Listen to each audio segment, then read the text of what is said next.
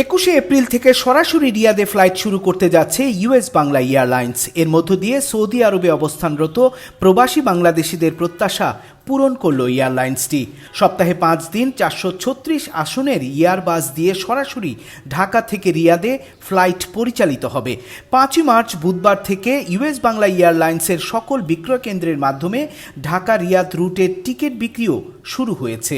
US Bangla এয়ারলাইন্সের flight Dhaka থেকে সোম, মঙ্গল, বুধ, শুক্র ও রবিবার দুপুর 1:35 রিয়াদের উদ্দেশ্যে ছেড়ে যাবে এবং রিয়াদের স্থানীয় সময় বিকাল 5:10 অবতরণ করবে। আবার রিয়াদ থেকে সন্ধ্যা 7:15 ছেড়ে ঢাকার হজরত শাহজালাল আন্তর্জাতিক বিমানবন্দরে পরদিন ভোর 4টায় অবতরণ করবে।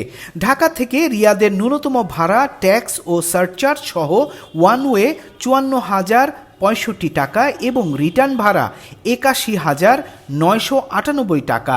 এছাড়া রিয়াদ থেকে ঢাকায় ওয়ান ওয়ে ন্যূনতম ভাড়া 846 সৌদি রিয়াল এবং রিটার্ন ভাড়া 1,458 সৌদি রিয়েল ধরা হয়েছে।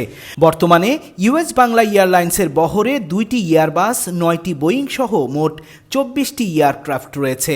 এয়ারলাইন্সটি বর্তমানে অভ্যন্তরীণ সব রুট সহ বিশ্বের 13টি রুটে ফ্লাইট পরিচালনা করছে।